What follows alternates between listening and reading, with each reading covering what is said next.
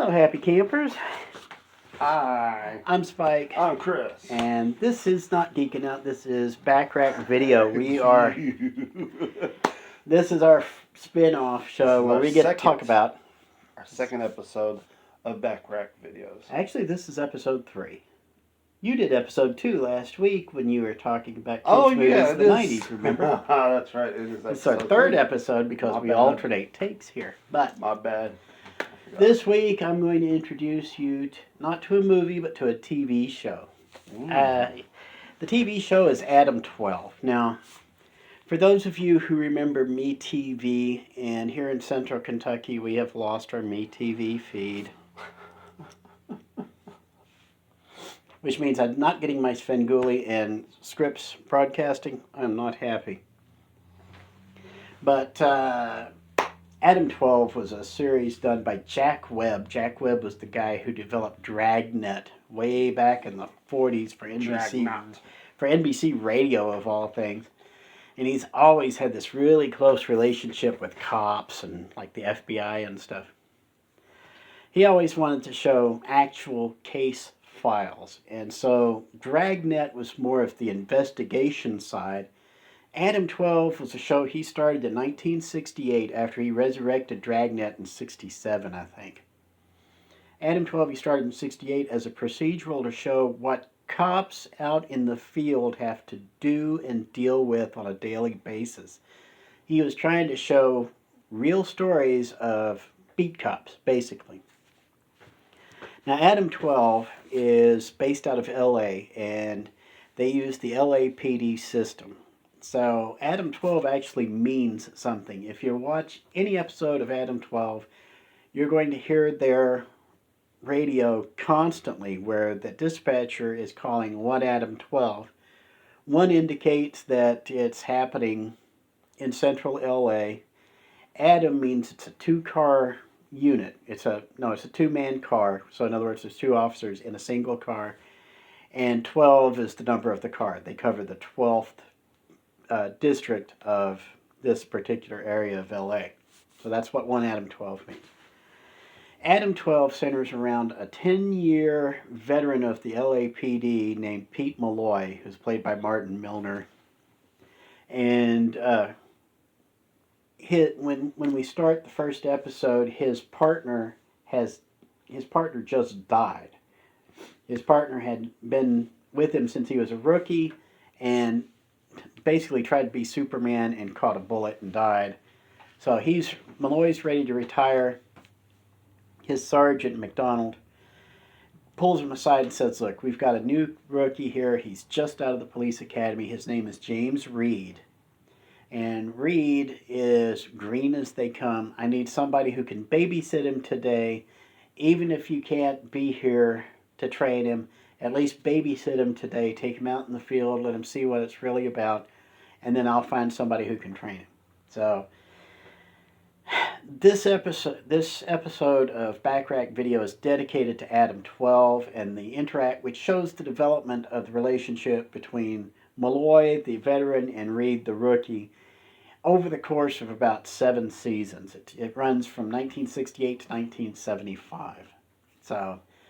And a lot of stuff happens. But these 5 episodes I've picked are the ones that I think you should watch because they are the most, I hate to say impactful, just because impactful is not really a word. These are the ones that will leave the impressions on you the most. These are the 5 most powerful episodes of ADAM-12.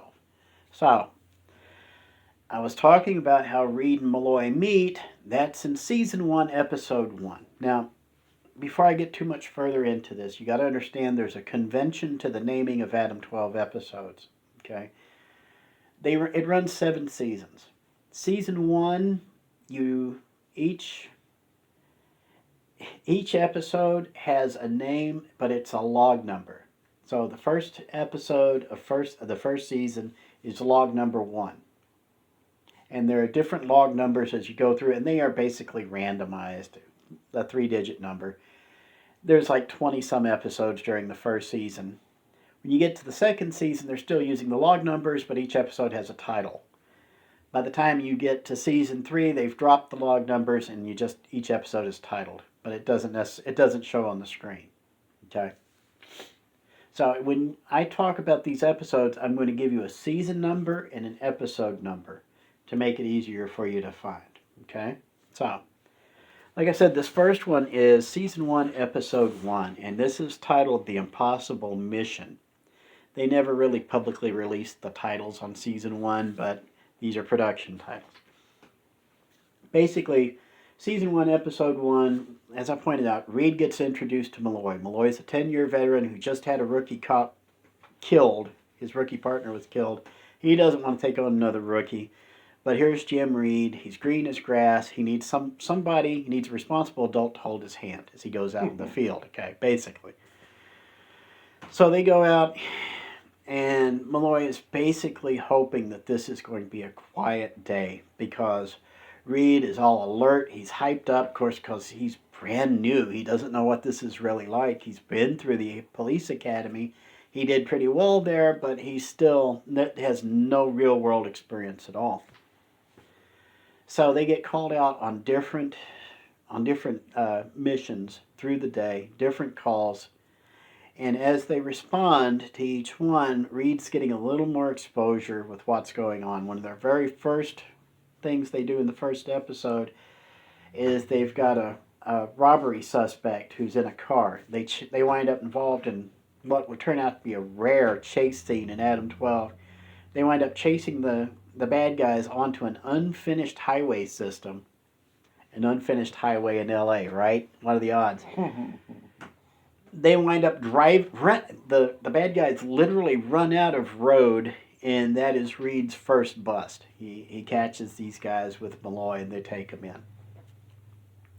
The end of the episode has Reed and Malloy responding to people shooting in a park. There's a fight going on in the park at night at a public park, and there's shooting involved. So Malloy is trying to lead Reed through this because they're the first officers to respond. He tells Reed to take a position behind a tree and stay there while he assesses the situation. Reed runs over to the tree, sure enough. He starts looking around, and then all of a sudden he takes off. And Malloy's like, wait, where'd he go? Malloy didn't see him leave. Malloy was too busy looking, trying to find the gunman. Reed, meanwhile, spotted the gunman, took him into custody, and brings him back.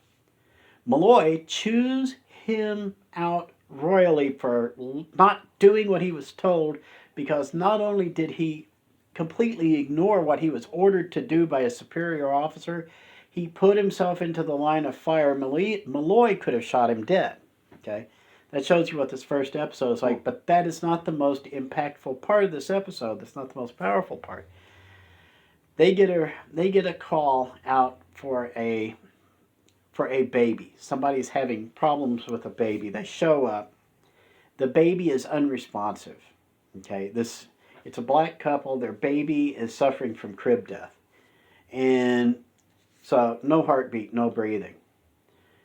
Malloy immediately starts into rescue breathing, and he tells Reed, look, you're going to have to go out there and tell the parents in the living room this baby's probably not going to make it. Just be there with them because it's going to tear them apart. But he continues the rescue breathing while they wait for the ambulance to show up, try to save the baby. Reed has just broken the bad news to them when all of a sudden they hear crying from the bedroom. Malloy somehow has managed to resuscitate the baby, and the baby is just crying as loud as she can. And Malloy tells her, you make sure you swim the English Channel someday because you got the lungs for it. So that's season 1, episode 1. The next episode I'm going to talk about is season 1, episode 25, and this one's called Tell Him He Pushed Back a Little Too Hard. Okay, this one, it almost starts out like an episode of the Flintstones. Now, you know in the Flintstones, Fred and Barney are constantly squabbling with each other, right? If they're not coming up with some cockamamie scheme together, Fred's mad at Barney. Usually it's not Barney's fault, but sometimes Barney pokes the bear back, and they just get into squabbles and stuff. And this starts out this way. It's over a boat. Two next door neighbors, they're both married, no kids. They've gone 50-50 on a boat. Okay, this is just a boat that they can take out and they go fishing on the weekends, and they're just going to alternate weekends. Okay? Mm-hmm. Well, one of them decides he's going to secure the boat in his garage to make sure nothing happens to it. And the other one gets mad because the boat's been locked up and he can't get access to it because it's his weekend. No. So they get into a squabble. Reed and Malloy are called out. The wives are going insane because they're like, will you two please stop it? Finally, Malloy and Reed step in and manage to pull them apart and say, look, just knock it off. Let the man, it's his turn to use the boat. Let him have the boat. Okay. So then they leave, and then they come back a little bit later, and once again, they're sitting there yelling at each other, the two guys. The wives are screaming at the husbands, trying to pull them apart. Here come Reed and Malloy, and they pull them apart and said, look, you guys do this one more time, we're going to have to start taking people to jail. Stop this stuff. You're disturbing the peace. So a little bit later in the day, they get a third call. They've got to come back out. They're scuffling again. And they're like, look, I'm going to chop, and Malloy basically tells them, look, I'm going to chop this boat into little toothpicks if you two don't stop fighting with each other. And still they can't do anything about it because neither one of them's willing to press charges or anything. The cops didn't witness anything. The wives aren't willing to press charges. Okay. They go back to, so Reed and Malloy go back to base and they talk to Sergeant McDonald, who they call Mac, and they talk to Mac, and Malloy says, look, one of these guys is going to hurt the other. We need to do something. And Mac says, we can't arrest somebody based on something they might do. We've had that political discussion not too long ago.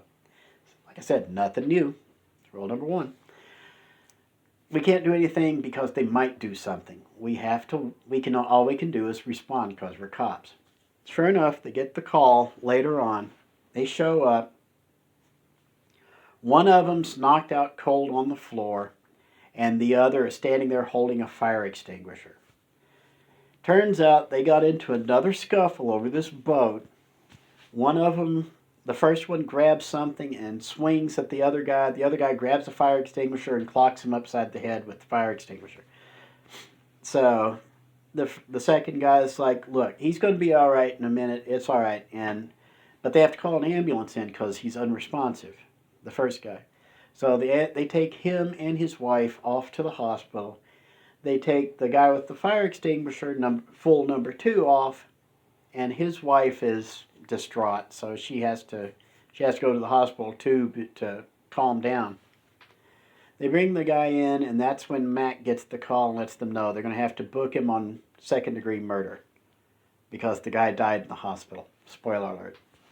Oh. So all that suddenly gets the attention of the second guy, and just before they go and tell him what happened, Reed says, how are we going to break it to this guy? And Malloy says, well, tell him he pushed. The second guy said he got tired of being bullied and being pushed around, so he decided to push back. Malloy basically said, tell him he pushed back a little too hard. That's where we get the title from. So, and that's just the second episode here. Bravo. Okay, now, episode 3. I've warned about this in a previous episode. I've told you about Charlie. She's a little 6-year-old girl. This comes from season 1, episode 23. They started off strong in this series because a lot of good ones in season 1. Season 1, episode 23 is called He Was Trying to Kill Me. It's related to a different case. The thing about ADAM-12, they don't just focus on a single case. There are different calls that they respond to through each episode. Some of them are just like little 2-minute blurbs where, boom, they take care of it and they move on. Some are a little more involved, like the case with the boat. Charlie. 6-year-old Charlie is... ADAM-12 gets a call. Somebody has called dispatch about a child being left unattended. The child stealing her milk off of her doorstep in an apartment building. So ADAM-12 shows up and they knock on the door of the girl who's stealing the milk. And the world's oldest 6-year-old opens the door, not because she's played by somebody who's not 6. She's played by a 6-year-old girl who's had to grow up way before her time. She's like, oh, hello, may I help you? And they're like, are you taking this lady's milk? I'm sorry, I was hungry. Can we talk to your mother? Oh, she's not in. You want to come in? Cops come in. The place is trashed. Turns out her mom's an alcoholic and is neglecting her. badly. Worse yet, Charlie is put in charge of watching her 9-month-old little sister, who is currently sitting in a chest of drawers in the bottom drawer with a blanket around her so she won't wander off too far. And as Reed and Malloy are investigating, they notice the girl has some bruise marks. Turns out that Mom has a lot of gentleman friends who come over, and the one she's dating right now does not like having another man's children in the house and has been abusing Charlie. So the cops have to step in. That's when Mom shows up. And Mom is sitting there and she's just 3 sheets to the wind. She's wasted. So they can't release Charlie back into her custody by any stretch of the imagination. They have to take the mom into custody. They take Charlie into custody. They take the little sister into custody. Charlie and the little sister go into Child Protective Services. The mom is sitting in a jail cell. Charlie is telling the officers that it was one of her boyfriends who beat her up, but a psychiatrist who is sitting there and has assessed the situation says no, she's lying. She's trying to protect her mom. Her mom is beating her up, but she loves her mom so much that she blames it on the boyfriend so that her mom won't get in more trouble. That's where your episode ends. Good luck sleeping tonight, folks. But wow, that's and remember, this is 1968 network television. This is on CBS. Okay? Now, next episode is Season 2, Episode 4. And you're going to love this title, Chris. Pig is a 3-letter word. The cops get called every name in the book. Pig, usually. Fuzz when they're feeling nice. Pig is a 3-letter word. This one is where Reed finally breaks his rookie streak. The thing is, throughout the entire first season and into the second season, Reed is still in his first year as a cop, so he's basically still a rookie. He takes everything personally. He was upset with Charlie in that episode. He was upset with the guys who fought in the boat. He took that personally. He almost melted when Malloy was able to save the baby back in the first episode. In this episode, Season 2, Episode 4, Pig is a 3-letter word, Reed and Malloy get a report of a child assault. So they go out and they find the guy who did it. They got him. This guy not only beat a 5-year-old boy, but he raped him too. And he's bragging about it. He's like, I'll be out in the street next week. I don't care. I've got good lawyers. Reed is ready to put him through a window, and Malloy has to basically hold him back to keep him from actually assaulting the guy, because that really will kill their case if it becomes a case of police brutality. So he has to pull him off. Now remember, this is near the beginning of the episode. This is a half-hour episode, each one of these. So they take him into custody. The 5-year-old boy has been taken to the hospital. They hope he's going to recover. We get to the end of the episode, we find out the fate of the little boy. The little boy has died in surgery. So now this smug guy is going to be facing murder charges as well as sexual assault and battery. And as soon as Reed hears about this, he and Malloy are in the locker room getting ready to leave for the night. Reed sits there and punches his locker so hard he dents the door in and starts sobbing about what has happened. And the episode ends. You're not going to see how Reed deals with this, because by the time you get to the next episode, who knows when that episode takes place. right. So you just have to imagine not just what the 5-year-old boy's parents have gone through, not just what Malloy is going through, not just what the people at the hospital are going through, but you actually also have to imagine Reed is taking this very, very hard. How is he going to react to this? After this episode, Reed has to learn the hard way. You have to steel yourself to these things and don't get emotionally invested into your work, which is one of the biggest criticisms every cop ever deals with how can you just ignore the suffering around you. Because if you don't ignore the suffering around you and you're a cop, you are going to be reduced to a blubbering mess in a week. Okay? Because if you sit there and you look at every child who has been abused and you take that personally because you want to protect that child, you're going to be worthless as a cop.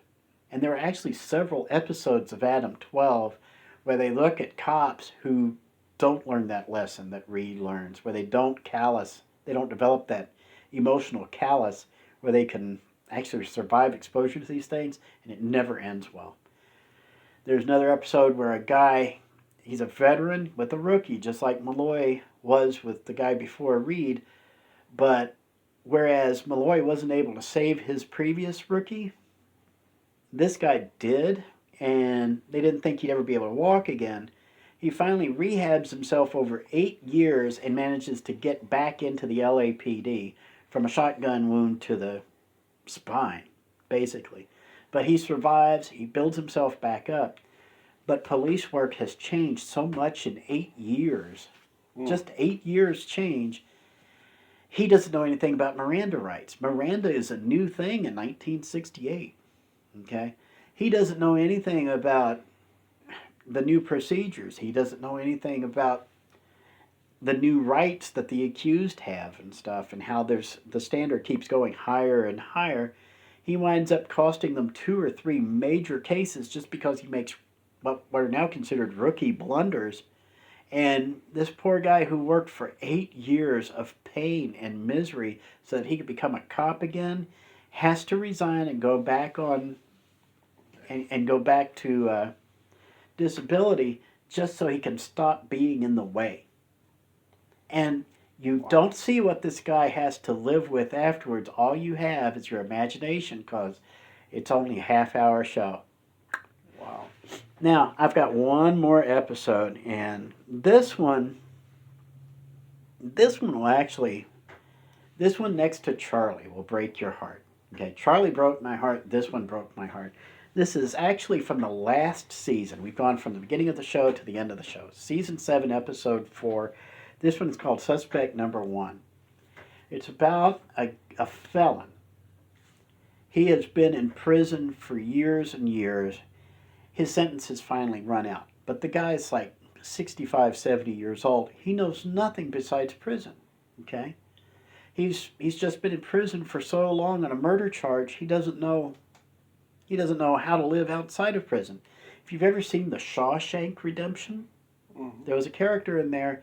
This guy was released and he had no idea what to do. He winds up committing a crime just so he can go back to the safety of the prison. That's what this guy wants to do. He wants to go back to prison. He's like, look, he tells Malloy and Reed, I don't want to be out here. I can't adjust to life on the outside. I want to go back to prison. And Malloy has to tell him, dude, we can't do anything like that because you're free to go. We have nothing to hold you on. So the guy figures out if he actually talks to Malloy and says, look, if I commit another crime, will you send me back to LA County Jail? And he's like, yeah, if you commit another crime, but don't do that because you'll victimize somebody. And then Reed pipes up and says, look, man, you don't want to go back to LA County Jail because it's not set up for things. The guy has actually heard, our felon has heard, that federal prison is actually better because it's set up more for people long term. So you get slightly better food, slightly better accommodation, stuff like that. It's designed for the lifers, basically, the federal system.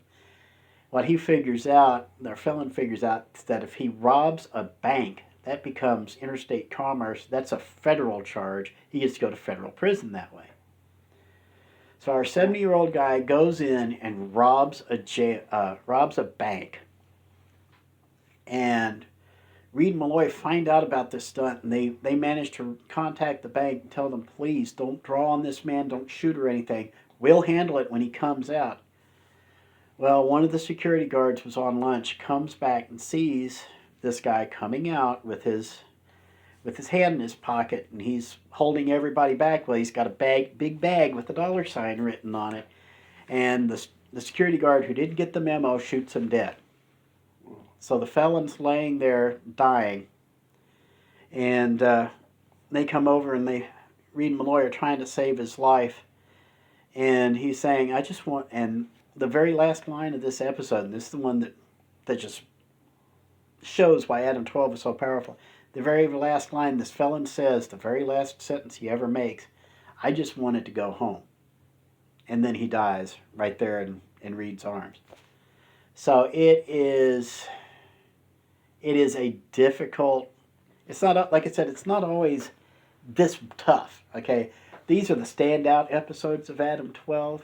A lot of them are more lighthearted. A lot of them are just almost work a day. You get to see what a cop goes through in a typical day. The worst part is these 5 episodes, along with every other episode, all of them are based on true events. Every one of these things actually happened somewhere in the LAPD files. So, Oh, that's pretty good. So, like I said, check out Adam-12. I usually don't say how you can find these things. I would recommend you go to Google or justwatch.com or IMDb or something to find out where you can find these shows. Right now, you can watch it on Freevee, which is Amazon's free service. It used to be IMDb TV. Freevee has the entire series up and available at least through October. If you get a chance, go out and watch the episodes I've mentioned. Hopefully, I remember to sit there and put the little seasons and episode numbers down there at the bottom so you can take notes as you go. But so, Adam-12, police procedural for the ages. What other cop shows did you like? You liked, and what cop shows do you didn't like? I really wish they would bring back NBC Mystery Movie. NBC used to have a Sunday mystery movie, and anybody who's ever watched Mystery Science Theater 3000 knows about the NBC Mystery Movie, because every time somebody's in the dark with the flashlight, the robots will start doing the NBC Mystery Movie theme, like wee wee. But that's things like Columbo. I'm going to be doing an episode on Columbo. Actually, the best scenery chewed in an episode of Columbo is a future episode I'm working on. It'll make sense when I actually do the episode, especially if you get a chance to sit down and watch. And all those are on Freevee too. McCloud. I love Kojak. I've watched Kojak anytime. I was gonna say. I actually, and Hawaii Five-0. I can always watch Hawaii Five-0. A lot of the 70s cop shows I can watch. Magnum PI, I don't mind watching it. Hill Street Blues, every once in a while. Hill Street Blues is probably one of the better police procedural shows, even though it's more soap opera than police procedural. As for cop shows I don't like, Cop Rock. Full stop. That's it. And legal shows. I hate legal shows. LA Law, Boston Legal, all those things are just worthless. CSI, I do not like. Just because they sit there and get into little minutiae and stuff. That's not how CSI actually works, guys. And the worst part is they've got like 4 or 5 different shows now. And the other problem with CSI is that people have been watching CSI for so long, they think unless you have precise scientific evidence proving somebody's guilt beyond all doubt, then you have to let them go. If you don't have their DNA right there on the crime scene in the person's butt, then you got to let them go. It's not the way it works. It's a preponderance of evidence. Law and Order, I don't mind so much as long as you stick to regular Law and Order. All the rest of them, though, the best of those cop drama shows, it's not a procedural, but Homicide: Life on the Streets. Oh my goodness. Just to see Yaphet Kotto and Richard Belzer and a bunch of other guys hanging together, it's just so much fun. But, yeah. So. I would say the 2 that I loved watching, I haven't seen the last seasons of either one of them yet, but there's one called The Rookie that has Nathan Fillion in it, Mm-hmm.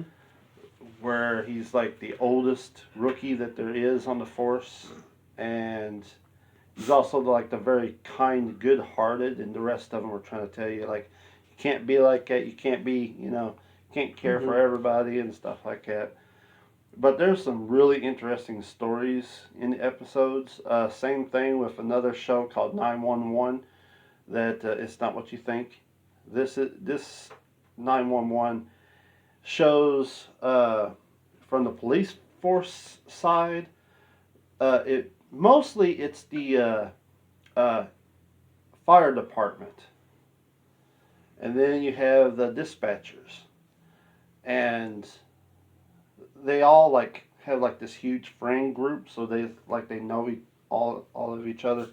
And there's like some really wild, crazy stories in that episode, and I love it because the beginning of every episode of 911 shows somebody getting into an accident that you're just sitting there going like, wow, how, and it's just really good. The show that I don't like though is Law and Order. I think that's where I found out that I have a weak stomach on certain things. Like I don't want to see innocent people get hurt. I remember having a friend that watched it all the time, and it was just really not my cup of tea. But I remember one episode, and it still haunts me because I still remember it. But it was just these kids playing on the playground, and then all of a sudden, one goes down, the other one goes down, and somebody's actually sniping these kids, Mm-hmm. and they're actually showing this.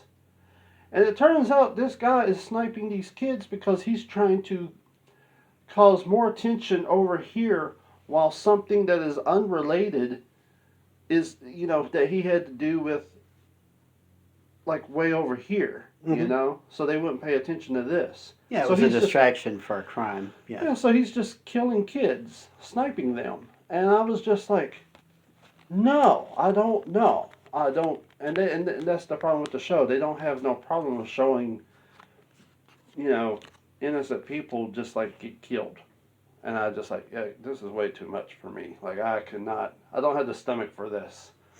So ever since then, I hate Law and Order. But Well, it's one of those things where you have Law and Order mostly covered a lot of so-called true stories. Especially there for a while, they were doing ripped from the headlines, and it's like, eh.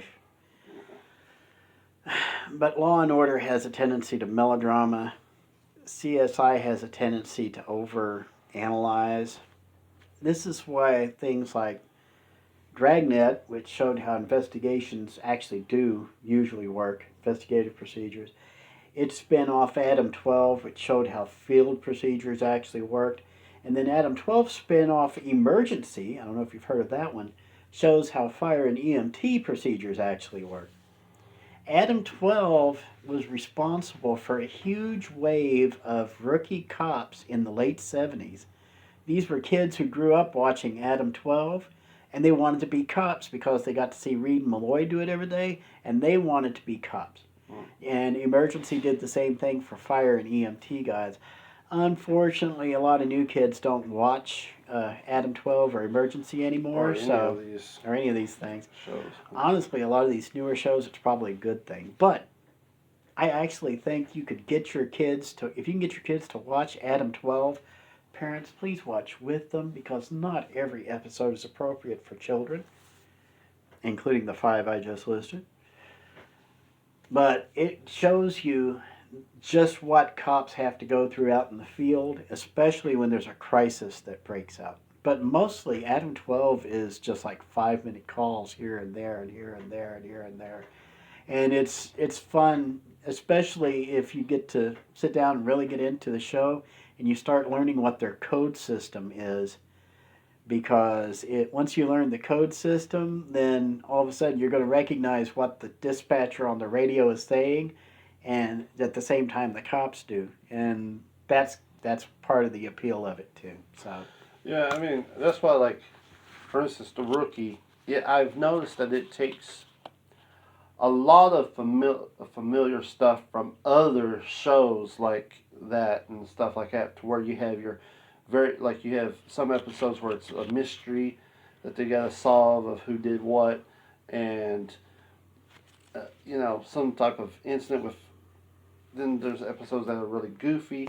911 just focuses on these people and their jobs and the stuff that they do go through, with a little bit of humor, because that's what you got to do in that type of environment.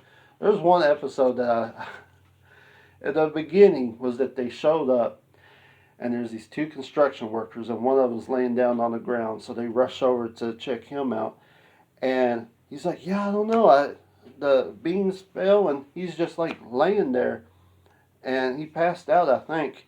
And they looked up at him, and the dude who's standing has a bar going through him, and they're like, and the guy wakes up, and he's like, "Dude, you got he faded." Mm-hmm.